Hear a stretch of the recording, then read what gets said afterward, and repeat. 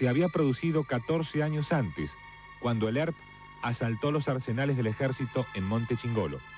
Pero ahora el ataque fue del poco conocido movimiento Todos por la Patria.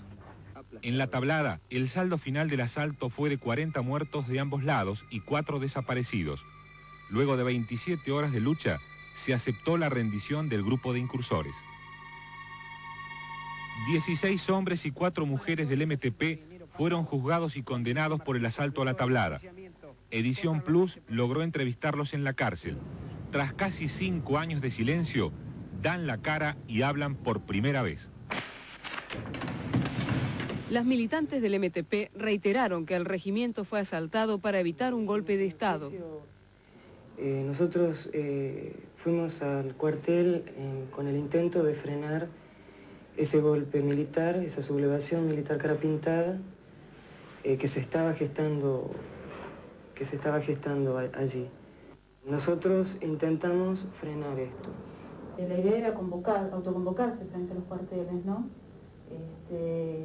Con la intención de disuadir, digamos. Después, bueno, los acontecimientos fueron más vertiginosos de lo que se esperaba, ¿no? Los miembros del MTP insisten en su posición, aunque ahora se sabe que no había un golpe de Estado en marcha. Debe reconocerse, no obstante, que la resistencia militar a la política de Alfonsín había provocado graves sacudones institucionales. Los carapintadas de Rico y Seineldín convirtieron esa resistencia en alzamientos como los de Semana Santa, Monte Caseros y Villa Martelli, este último 40 días antes de la tablada.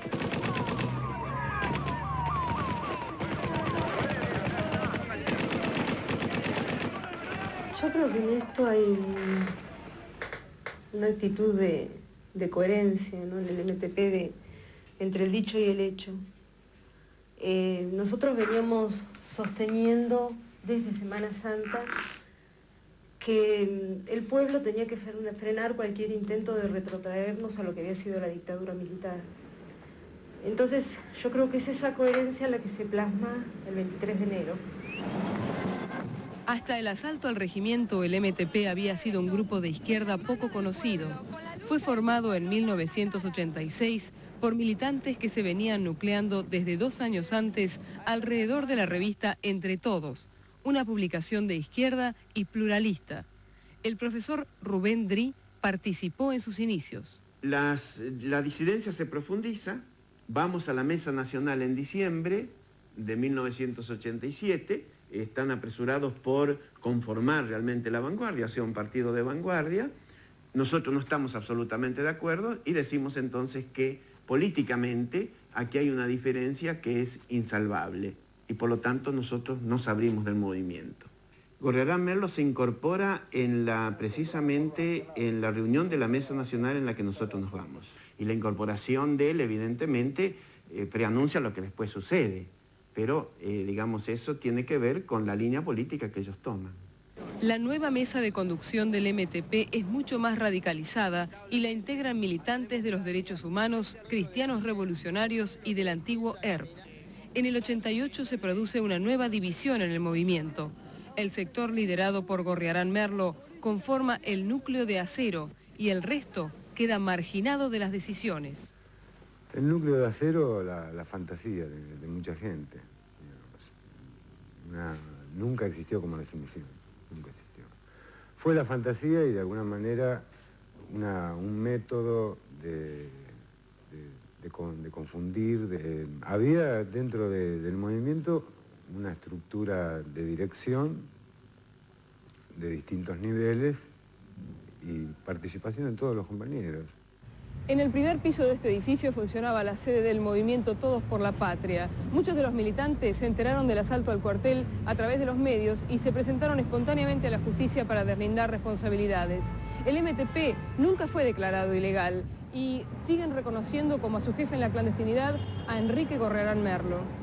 Gorriarán Merlo forma parte del movimiento Todos por la Patria, ¿no? Es decir, desde el principio, desde que nace, participa de esta idea del movimiento Todos por la Patria. Me parece que hay que contribuir para la conformación de un nuevo movimiento nacional que trabaje, luche y se disponga a llevar, a acompañar, a contribuir a la victoria del pueblo argentino y a la liberación definitiva. A partir del levantamiento Carapintada de Villa Martelli en diciembre del 88, el MTP comenzó a denunciar un golpe militar y a armarse para enfrentarlo. Había unas relaciones que manteníamos, relaciones con distintos sectores militares retirados, que tenían también informaciones al respecto. Además no éramos la única organización política que sabía de las intenciones de los militares, hay cantidad de otras manifestaciones de políticos que lo sabían, de hecho todos estaban en alerta. Apenas 10 días antes del ataque al regimiento, el dirigente Jorge Baños, después muerto en la tablada, llevó la voz cantante para denunciar contactos conspirativos entre Carlos Menem, Seineldín y Lorenzo Miguel.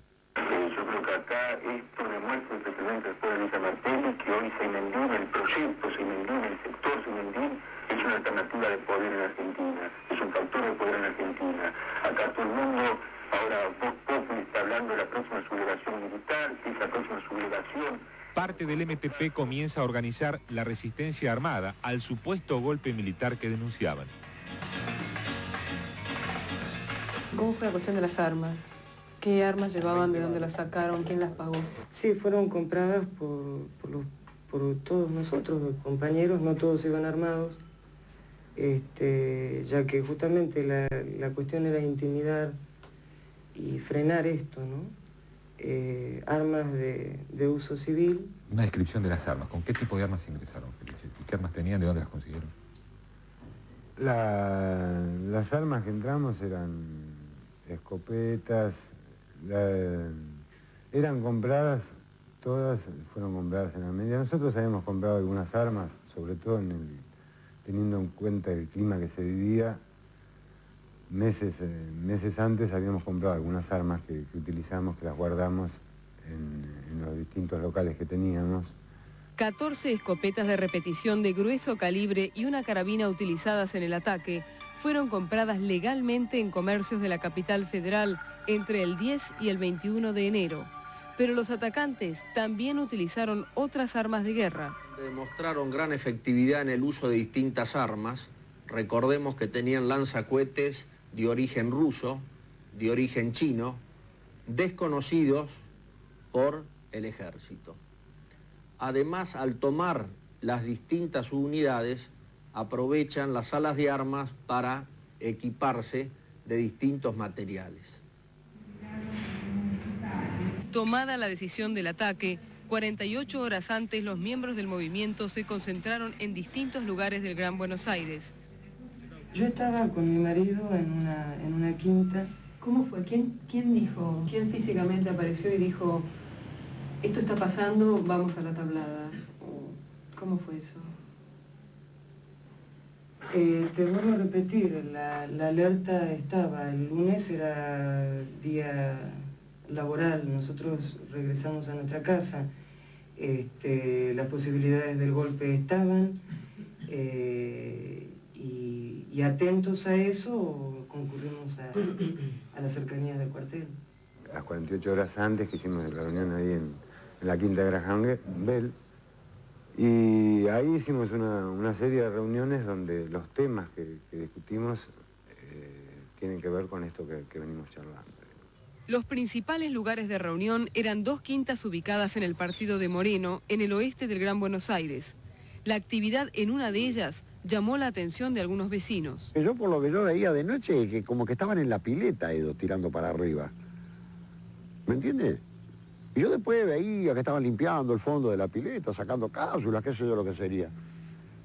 Porque bala de fogueo no creo que sería para probar un arma, ¿no es cierto? Yo algún conocimiento de armas tengo, pues soy armero. La noche anterior al ataque, uno de los grupos del MTP permaneció en una fábrica de lonas en San Justo, cerca del regimiento. Ese grupo quedó fuera del cuartel durante el asalto. 5 de ellos fueron detenidos y luego condenados. Nosotros concurrimos con otros grupos de compañeros a las cercanías del cuartel. Lo que hicimos fue lo que habíamos hecho en Semana Santa, en Villa Martelli, concurrir al cuartel, digamos esa fue nuestra participación, ¿no? ¿Cómo fue la distribución de ustedes dentro del cuartel? ¿Entraron así nomás o tenían un plan? No, fue en el momento, digamos. En el secretariado se estuvo viendo cómo íbamos a entrar, si había que entrar, ¿no? ¿Qué pasos iban a ver? Pero a mí me cuesta mucho creer que entran ciudadanos armados a un cuartel militar sin un plan, que entran a ver qué pasa. No, tampoco tampoco fuimos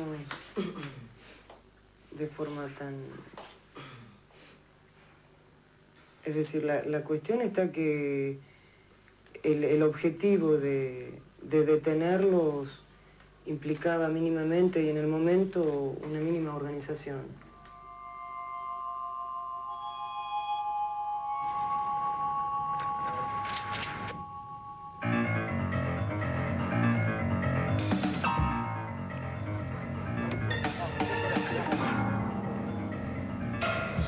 Según la causa judicial, a las 5:30 del lunes 23, 2 hombres del MTP armados, con uniforme militar y las caras pintadas, detienen un camión de gaseosas, se apropian del vehículo y, seguidos por varios autos ocupados por hombres y mujeres armados, derriban el portón de entrada principal al cuartel. Los incursores arrojan panfletos firmados por el Nuevo Ejército Argentino, que repudian al gobierno y se identifican con Rico y Seineldín. ¿Ustedes, antes de ingresar al cuartel, tiraron volantes? No, eso entraría dentro de lo que decía, de los rumores que se han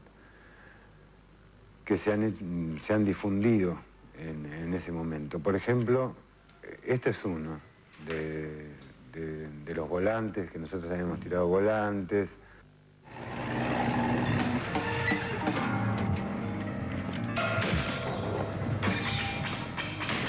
Todas las pruebas y todo lo que se dijo en el juicio ha sido manipulado por inteligencia de ejército, los parapoliciales, hasta han participado los carapintadas,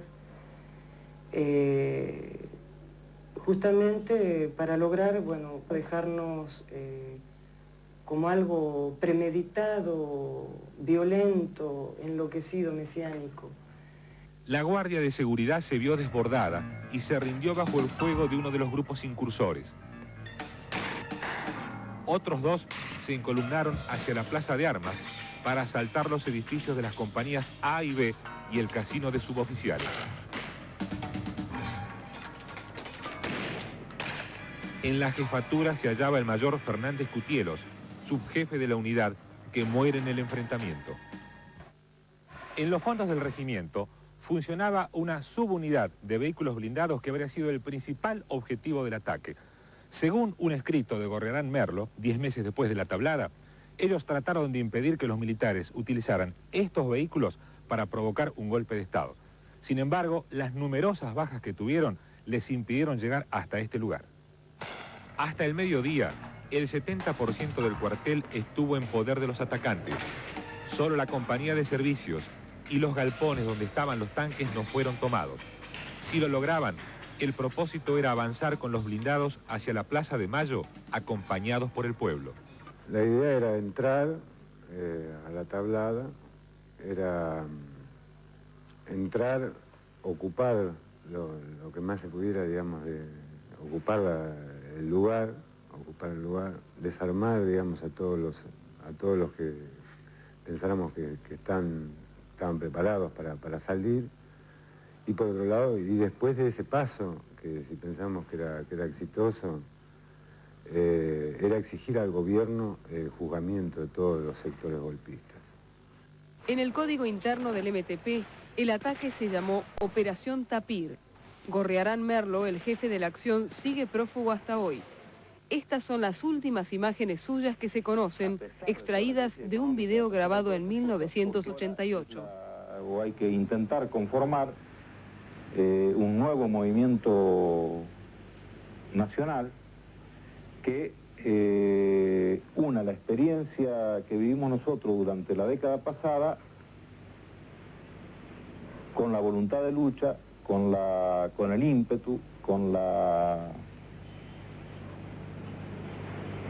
pureza y con la audacia de la generación actual, de la juventud, que era la misma pureza, la misma audacia que teníamos nosotros cuando cuando empezamos esa lucha.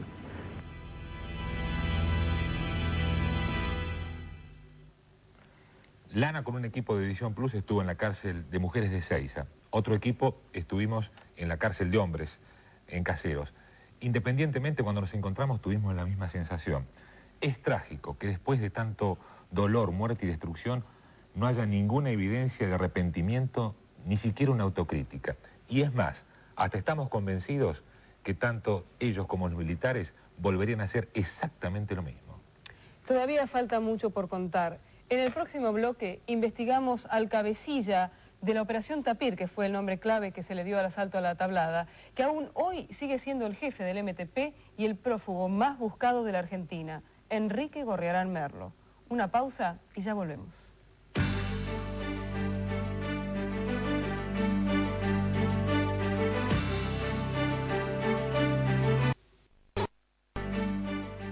Ahora vamos a mostrarles el retrato de uno de los últimos guerrilleros internacionales. Fue jefe del Ejército Revolucionario del Pueblo, el ERP, en la década del 70. Además, luchó con los sandinistas en Nicaragua, mató a Somoza en Paraguay y dirigió el ataque a la Tablada. Hace solamente unas semanas, el MTP difundió un mensaje grabado de Gorriarán Merlo desde la clandestinidad.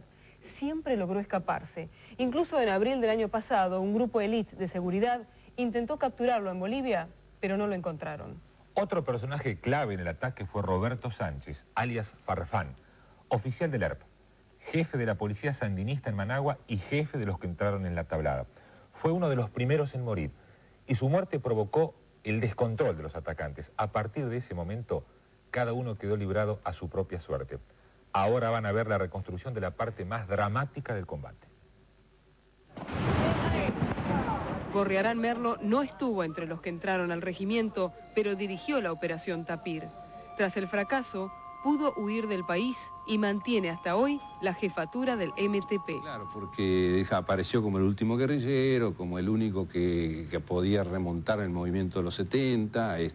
Matini, nombre de guerra de Kremer, fue sucesor de Santucho como jefe del ERP y por lo tanto superior de Gorriarán Merlo, a quien conoció muy bien. Un rasgo muy marcado en Gorriarán es el protagonismo, ¿no? Es decir, eso es una condición de su persona, de la necesidad de protagonizar.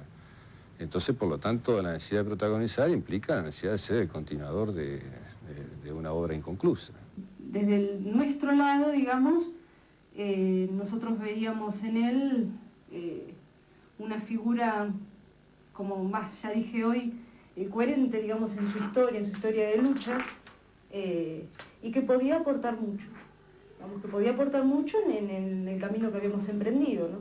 Gorriarán Merlo nació hace poco más de 50 años en San Nicolás, provincia de Buenos Aires. Sus padres eran dueños de una importante tienda de ropa de la ciudad.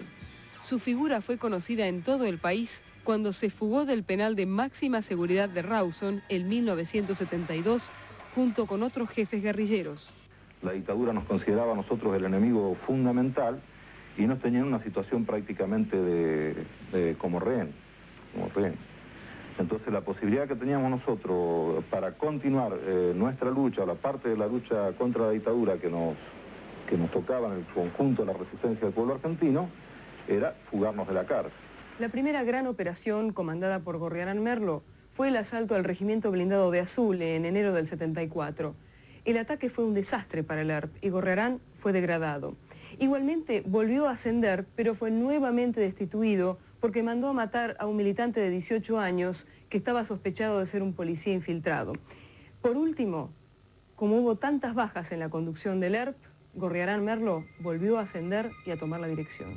No hay pruebas sobre la participación de Gorriarán Merlo en el asalto al arsenal de Montechingolo en diciembre del 75, donde murieron más de 100 personas y el ERP sufrió su mayor derrota militar de la que no se recuperó. Montechingolo, de alguna manera, fue un profundo error. Pensamos que si nosotros hacíamos una gran demostración de fuerza, los militares iban a retrasar el golpe hasta que ellos tuvieran mejores condiciones para enfrentar una guerrilla. Claro, las cosas salieron al revés porque fue una apuesta muy grande de los Montechingolo, la operación fracasó y prácticamente se nos invirtió. ¿no? Es decir, la correlación de fuerza para nosotros fue el principio de la derrota. Se produjo el golpe militar en marzo del 76 y 4 meses después cayó Santucho, abatido cuando una patrulla del ejército llegó a su casa clandestina. Esta es la primera vez que se muestra una foto del cadáver del guerrillero. Horas antes de la muerte de Santucho, uno de sus colaboradores más cercanos, Domingo Mena, fue capturado y muerto por un grupo de tareas. Hasta que Edición Plus logró esta foto de su cadáver, Mena figuraba como desaparecido. Entonces, en los años de exilio, lo que aparece con claridad es que para unos compañeros del PRT Gorriarán era la continuidad de Santucho, para otros no. Los cuadros del ERP que lograron escapar se fueron a pelear junto a los sandinistas y ocuparon cargos importantes en los organismos de seguridad de Nicaragua. En 1980, un grupo comandado por Gorriarán Merlo mató en Paraguay al ex dictador nicaragüense Anastasio Somoza. El futuro jefe del MTP comenzó a ser una leyenda. Es un referente, lo demuestra toda su historia, en él confiamos. Otro protagonista de la historia fue Roberto Sánchez, alias Osvaldo Farfán, oficial del ERP, que llegó a ser jefe de la policía de Managua. De vuelta en Buenos Aires, se hacía pasar por vendedor de vino, vivía en esta casa de Morón con su mujer, Claudia Acosta, y comandó los grupos del MTP que entraron a la tablada. ¿Quién organizaba eso? De hecho, bueno, para los compañeros que más experiencia podían tener. ¿Nombres? Roberto Sánchez es uno. Pero, digamos, no había nada estrictamente planificado. Algunos compañeros que habían participado en organizaciones revolucionarias en la década pasada, en la década del 70, para ser más preciso, que eran compañeros, algunos que habían estado participando en Nicaragua, en la lucha contra Somoza, el resto no. Sánchez murió frente a la guardia del regimiento. Posteriormente, un tanque pisó su cabeza. Agentes de inteligencia hallaron entre sus ropas un organigrama de combate con detalles del operativo. El rol de combate generalmente en todo grupo terrorista se confecciona a último momento para definir los roles de cada uno de los integrantes. Y en este caso, este rol de combate, si mal no recuerdo, había sido también peritado y se había detectado que se trataba de la letra de Burgos. De larga militancia peronista, Carlos Quito Burgos dirigió desde los inicios la revista Entre Todos. Estaba casado con Marta Fernández. Por cierto que mi marido participó en la toma del cuartel. Estaba en el grupo que tomó la guardia. Ese grupo es el que recibió lo más terrible de la represión contra los incursores, ¿no? Lo real es que no hemos podido siquiera rescatar su cadáver, porque nos han impedido el reconocimiento. Desde las 8:30 del día 23, la televisión mostró 27 horas de combate minuto a minuto. En los primeros instantes del ataque, fue muerto el subcomisario García García, que se acercó para saber qué pasaba. De inmediato, la policía de la provincia de Buenos Aires, enardecida, tendió el primer cerco alrededor del cuartel. Los efectivos de la policía fueron numerosos porque ese día la policía estaba preparando una operación contra los piratas del asfalto. Entonces, al recibir el pedido, se acercaron un número mayor de efectivos que lo normal, digamos.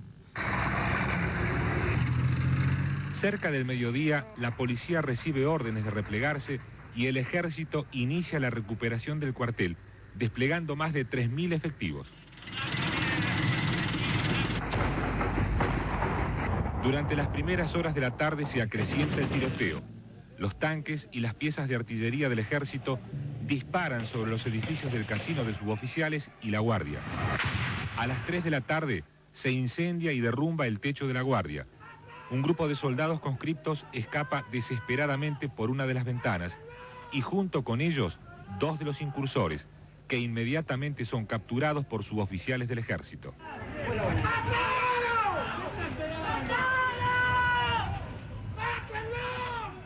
Se trata de Iván Ruiz y José Díaz. El grupo de soldados corre para ponerse a salvo, mientras los efectivos que rodean el cuartel les disparan indiscriminadamente. Un suboficial y algunos jefes tratan de controlar el tiroteo. Los comandos del ejército, que iban retomando edificio por edificio, se llevan prisioneros a Díaz y Ruiz. Son sus últimas imágenes. Hasta hoy permanecen desaparecidos. Este personal es conducido a una zona y luego se los envía a la enfermería. En el trayecto, cuando van a la enfermería, comienzan los combates en la compañía B, que son los más intensos, y ahí quedan a disposición de un suboficial, que desgraciadamente después es muerto. Y ahí perdemos totalmente el rastro de estos dos señores. En el caso de José Díaz y de Iván Ruiz, está absolutamente documentado y filmado que ellos saltan de la guardia de prevención. En la guardia de prevención son tomados prisioneros y no aparecen. La explicación oficial es que ellos, heridos, fueron entregados a un señor que tenía una ambulancia y que en el fragor del combate ese ambulanciero murió. Es decir, es absolutamente increíble el tema. Es decir, ¿alguien puede pensar que se podían haber escapado de un cuartel rodeado con los efectivos militares que estaban rodeados? En las últimas horas de la tarde, la presión militar se centró sobre el casino de suboficiales, donde estaba atrincherado un grupo importante del MTP. Después, la noche hizo disminuir de forma gradual la intensidad de los combates, que terminaron por cesar totalmente. Con las luces del día, solo se produjeron algunos tiroteos esporádicos, pero no volvieron a producirse combates como el día anterior. A las 9 de la mañana, el general Arrillaga aceptó la rendición de los incursores sobrevivientes, que se entregaron mezclándose con algunos soldados. Había terminado el acto principal de la tragedia. Aún subsiste la polémica sobre si los asaltantes del MTP habrían tratado de rendirse antes. El día 23, alrededor, yo muy bien no recuerdo, pero fue después de la 1, más o menos, de la 1 de la tarde, sacamos bandera blanca del piso de arriba del casino de suboficiales. Y te digo que el fuego arreció. La rendición recién salen las banderas blancas el día martes 24. Se pide la rendición en ese momento porque es cuando se considera que se había quebrado la voluntad de lucha. El día lunes se combate ferozmente, podríamos decir. Tanto las Fuerzas Armadas como la justicia aseguran que todos los atacantes que se rindieron fueron detenidos, juzgados y condenados. Pero por otra parte, los sobrevivientes que están presos sostienen que algunos de los que se rindieron aparecieron más tarde fusilados y que otros desaparecieron y nunca más se encontraron los restos. ¿Cuántos de ustedes se entregaron vivos? Nosotros somos testigos, Berta Calvo, Pancho Provenzano, Carlos Samogedni y Pablo Ramos. En el caso de Pablo Ramos, que es el que sabemos que hemos visto las fotos de él, aparentemente lo detuvieron con vida. El resto están muertos, o el caso de Samogedni, que se entregó herido y ahora está desaparecido. Los familiares de Francisco Provenzano pudieron reconocer sus restos destrozados, pero otros 6 cuerpos fueron enterrados en secreto. Queremos aclararles algo. Durante las entrevistas con los miembros del MTP que están presos, ellos nos hablaron de la relación del menemismo y el radicalismo con respecto a su decisión de atacar al regimiento. Pero como hay una veda política por las elecciones, hoy no podemos ponerlas en el aire. Cuando volvamos, vamos a tratar de aclarar una duda que aún hoy persiste. ¿Los del MTP tenían realmente información que se estaba gestando un golpe de Estado o le vendieron pescado podrido? La historia continúa.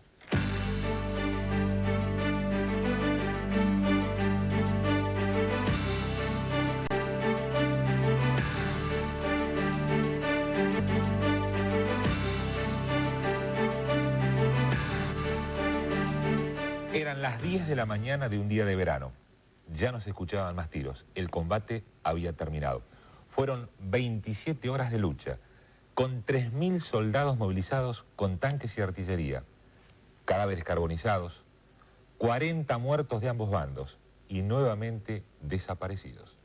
En su inflexible interpretación, los jefes del MTP sostienen desde la cárcel que asaltaron la tablada para frenar un inminente alzamiento militar. Pero todavía hoy, aunque realmente insistimos mucho, se niegan a revelar cómo lo sabían. Su plan era tomar la tablada y que supuestamente el pueblo rodeara el cuartel para apoyarlos.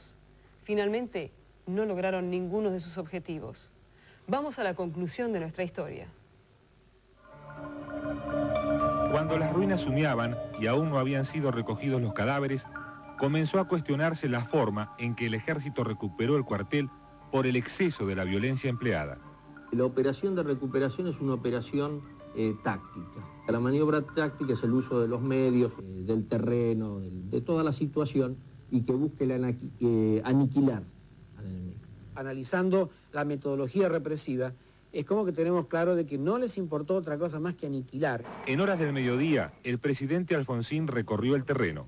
Desde las primeras horas del día 23 hasta el mediodía del 24, incluso cuando el expresidente Alfonsín recorría estas instalaciones, se insistía que había francotiradores del MTP fuera del regimiento y dentro mismo, por ejemplo, arriba del tanque de agua. Sin embargo, el testimonio de los vecinos y de los que colaboraron en la recuperación del cuartel aseguraron ante la justicia que no vieron francotiradores. Del grupo que entró a la tablada quedaron 13 detenidos. Otros 5 integrantes del movimiento fueron capturados cerca del cuartel. Cintia Castro y el fraile Puyané se entregaron una semana después. El juicio al grupo se inició 6 meses más tarde en la Cámara Federal de San Martín.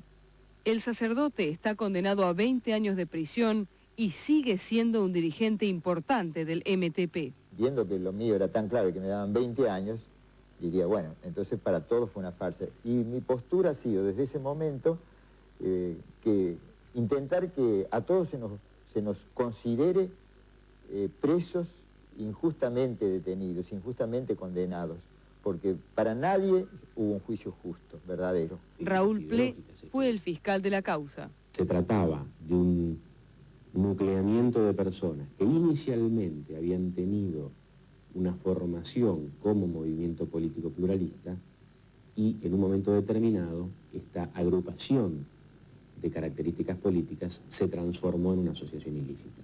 Los abogados defensores denunciaron numerosas irregularidades en el juicio. Entre otras, no les permitieron presentar sus testigos, ni participar en las pericias, ni investigar las desapariciones. Una de las más graves denuncias es que se impidió el reconocimiento de los cadáveres. ¿Alguien puede imaginarse en un juicio que se pretende mostrar como ejemplo que a los familiares de uno de los muertos le entreguen 2 bolsas con restos de más de una persona? Finalmente llegó el momento de la sentencia. Fue el 7 de octubre, el mismo día en que el presidente Menem indultó a los militares acusados de violar los derechos humanos durante el proceso. A la pena de prisión perpetua, accesorias legales y cosas.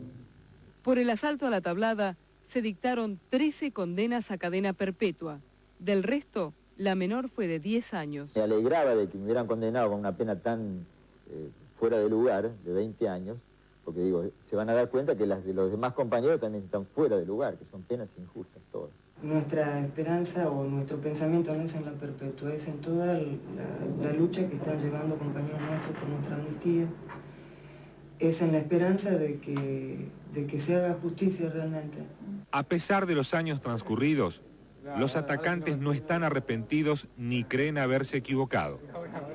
Seguimos pensando después de 5 años que la información es correcta y que estamos en lo cierto.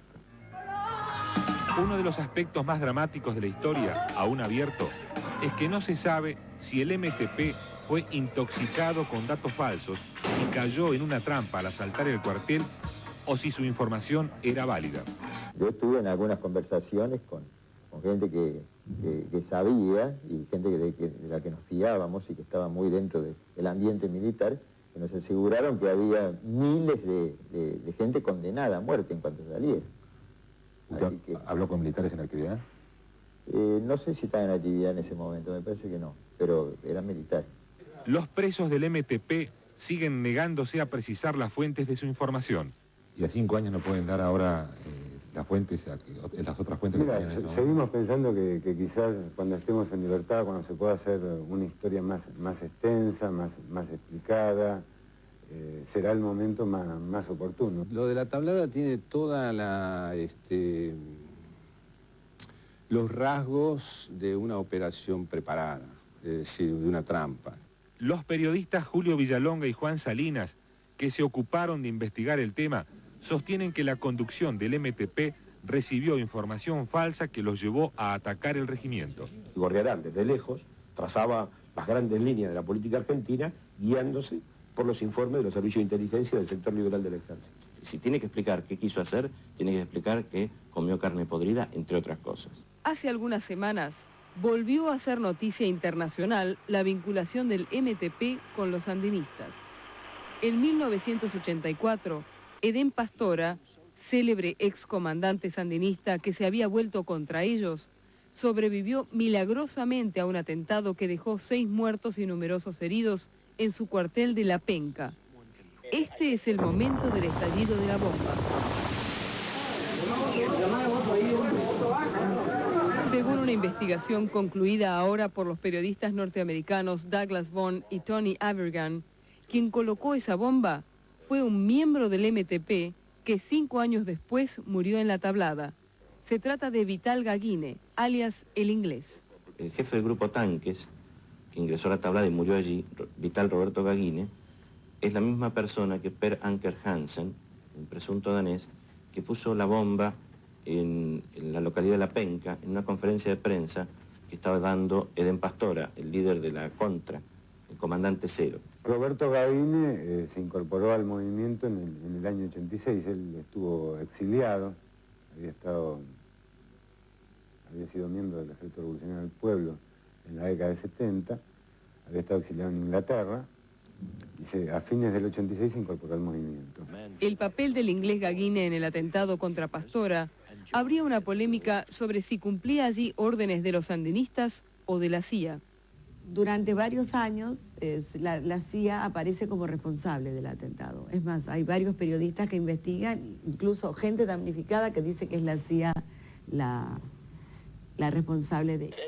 El periodista Julio Villalonga, que investigó el tema, insiste en que Gaguine puso la bomba por órdenes de Gorriarán y los sandinistas. El atentado de La Penca fue el 30 de mayo de 1984. En ese momento, ese Per Anker Hansen, en realidad Vital Roberto Gaguine, trabajaba con Gorriarán Merlo en el 5º directorio de la Dirección de Seguridad del Ministerio de Interior nicaragüense.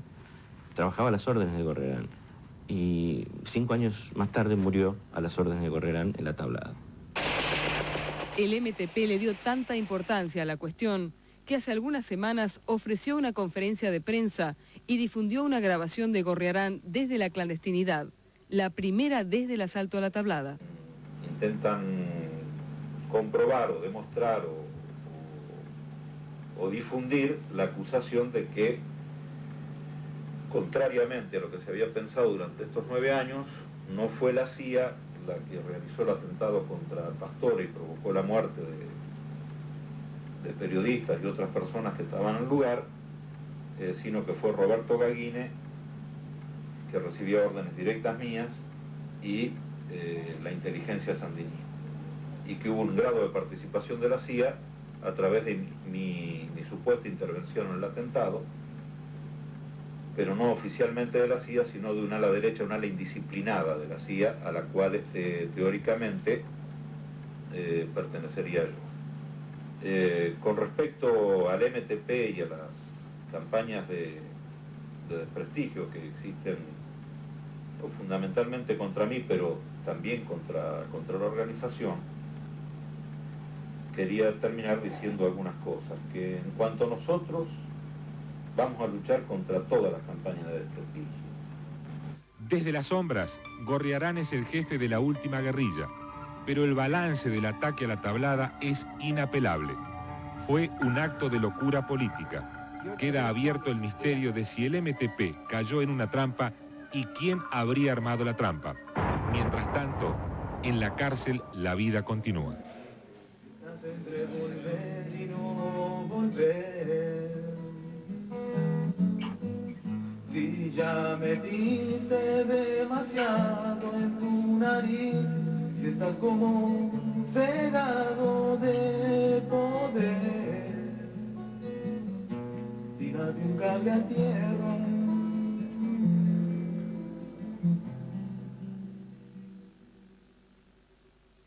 El padre Puillané es sin ninguna duda el preso más influyente del MTP que está en la cárcel de Caseros. Celebra misa todos los días en su pequeña celda y ahí en la celda también va anotando todos los días que lleva en prisión. Hoy se cumplen 1510. Dos de los presos del MTP son un matrimonio conformado por Roberto Felicete, que es uno de los jefes, y Dora Molina. Ellos se encuentran cada 2 jueves en Caseros, donde ella es trasladada desde la cárcel de Seiza, y tienen una celda especial donde se pueden encontrar. La última hija que tuvieron ambos nació en prisión y vivió hasta el año y medio con la madre. Todos los detenidos conservan la esperanza de ser indultados antes de cumplir sus condenas. Enseguida volvemos.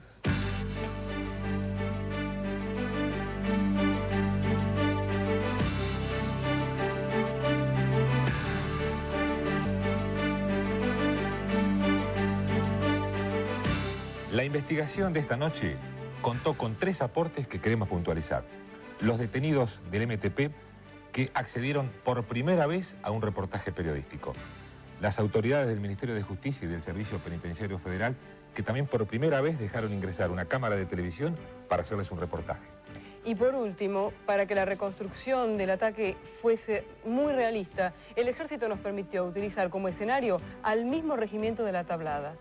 Ahora sí nos despedimos por hoy, tengan muy buenas noches y nos vemos la semana que viene. Hasta entonces.